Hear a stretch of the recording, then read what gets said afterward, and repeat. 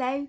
Thought I'd bring some words of, I don't want to say wisdom because I'm not wise, but these are 3 things that you can do to feel a bit more in control in a world that is a bit weird at the moment.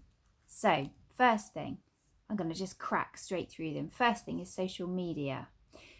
Have a look at how much time you're spending on social media. I know that there are positives to social media. I get it. It's really important, particularly at the moment, for us to feel engaged and connected with people. That's great. But sometimes you know, that you can fall into a rabbit hole and before you know it, an hour's gone by. So check on your settings. I know this can be done. Check on your settings to see how much time you're spending on social media. And what I want you to do is to swap 1 hour, if you can do that, half an hour if you can't, of social media, half an hour to an hour. I want you to swap it for half an hour to an hour of getting into flow. And when I say getting into flow, I mean you need to be doing the thing that you do when you completely lose time, when you're completely absorbed by what you're doing.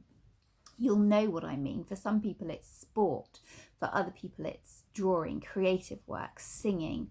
I don't care what it is, just find your thing and swap that social media time for flow time.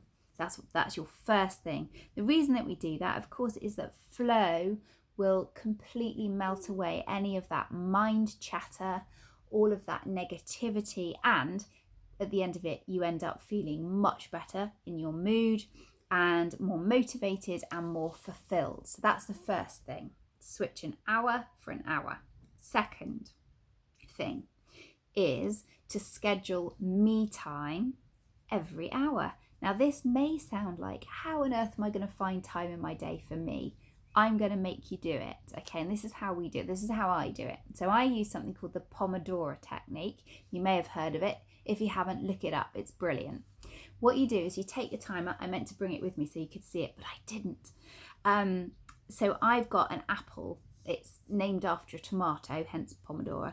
But you know what I mean. You turn the top and you time 25 minutes and you do your task for 25 minutes. So at work, you've got your head down, you're doing your task. When the timer goes off, you stop regardless, even if you're in flow. You stop, you get up, you walk around, you go out in the garden, you make yourself a cup of tea. I don't care what you do, but that is your you time. 5 minutes, just 5 minutes for you. And then you sit down again, you do another 25 minutes. You do that 4 times of Pomodoros. And then you take a longer 20-minute break. And in that 20-minute break is another chunk of you time. See what I'm doing?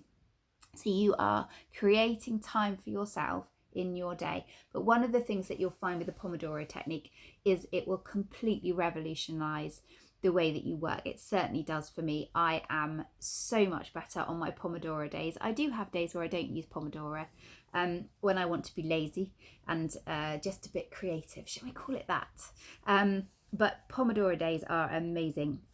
And of course, what that does is it makes sure that you're doing that me time. Because if I just say to you, take some time out for yourself, you won't do it. But if you schedule it in, you will. It's interesting as we're working more from home now than ever before that actually we're much more productive at home. And a lot of my colleagues that I work with will say exactly the same thing, that they're more productive when they're at home than when they're in the office because there are less distractions. We're also able to put a bit of washing on, maybe make some lunch, that sort of thing. But actually we're just adding more tasks to the day when we're at home. So make sure you schedule in that me time. That's number 2.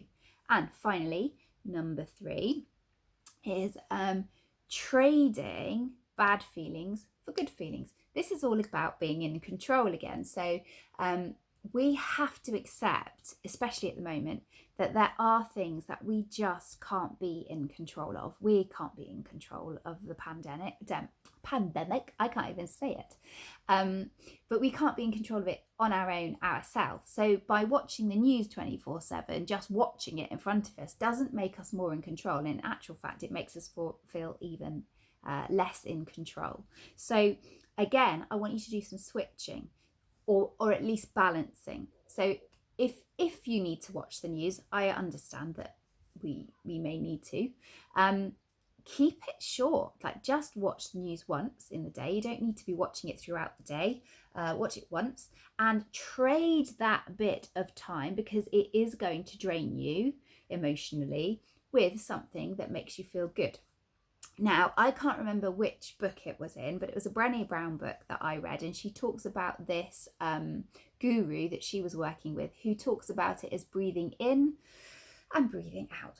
Very, very simple. When we breathe in, we're replenishing ourselves. We're giving us the oxygen that we need to survive. And when we breathe out, obviously, we're getting rid of things. Now, when we liken this to feeling good and feeling bad, it's very similar. So if I choose to do something that I know will drain me, then I must choose to do something that will replenish me, so that I'm doing this. Otherwise, we're going to end up completely imbalanced and feeling incredibly stressed and out of control. So there you go. There's your 3 top tips for feeling in control in a world that is not very controlled or is out of control. See you in my next video. If you like them. If not, chuck them in the bin. I don't care.